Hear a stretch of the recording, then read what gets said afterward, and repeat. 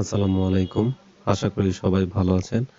আমরা অনেকে বলতে বেশিরভাগ স্টুডেন্টই অ্যাপ্লিক্যান্সি একটা ধাঁধায় থাকি যে একই সার্কুলারে একাধিক পদে আবেদন করা যাবে কিনা? এবং আমরা এটা সাধারণত নতুন যারা চাকরি প্রত্যাশী তাদের ক্ষেত্রে বেশি হয়। তো আজকে এই বিষয়টা ক্লিয়ার করার চেষ্টা করব। দেখুন, একাধিক পদে অনেক সার্কুলার আছে।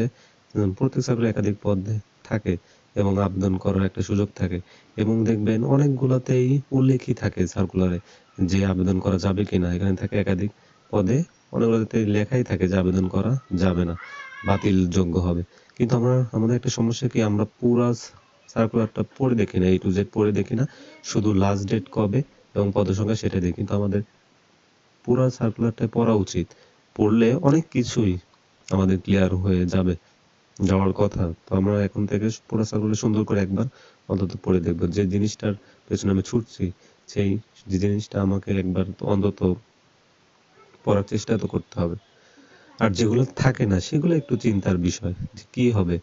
আহ, দেখা গেল আমরা আবেদন করলাম কিন্তু একই সময়ে সবগুলো পরীক্ষা হলো, তাহলে তো এটা আমাদের জন্য লস। তো এই ক্ষেত্রে আপনি টাকা জমা দেওয়ার সময় টেলিটকে 2টা SMS তো আমাদের করতে হয়। প্রথমে হচ্ছে সাইটের নাম স্পেস দিয়ে আমাদের আহ, যে ইউজার আইডি থাকে সেটা এবং 160 তো আমরা প্রথমেই টাকা রিচার্জ করবো না। ধরেন আমার হচ্ছে নবম গ্রেড বা দশম গ্রেডের জন্য 669 টাকা, 558 টাকা, আমি প্রথমেই পুরোটা রিচার্জ করবো না। আমি প্রথমে ফার্স্ট SMS টা পাওয়ার পরে, তবে যদি আমি আমার ইউজার আইডি পিন আসে, তারপরে আমি টাকাটা রিচার্জ করবো এবং পরবর্তীতে আমি পেমেন্টটা করে ফেলবো। এতে আমাদের ভুল হওয়ার প্রবণতাটা কমে যাবে।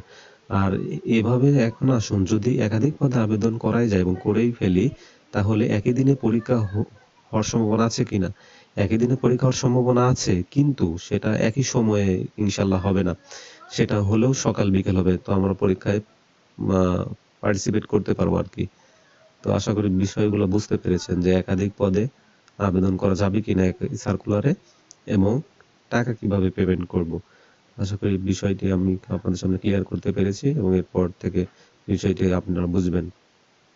তো সাথেই থাকবেন, এরকম আরো নতুন নতুন বিষয় নিয়ে আসবে আমাদের, যেগুলা আমরা ডিলেমাতে থাকি সেই বিষয়গুলো ক্লিয়ার করার চেষ্টা করব। ধন্যবাদ। আসসালামু আলাইকুম।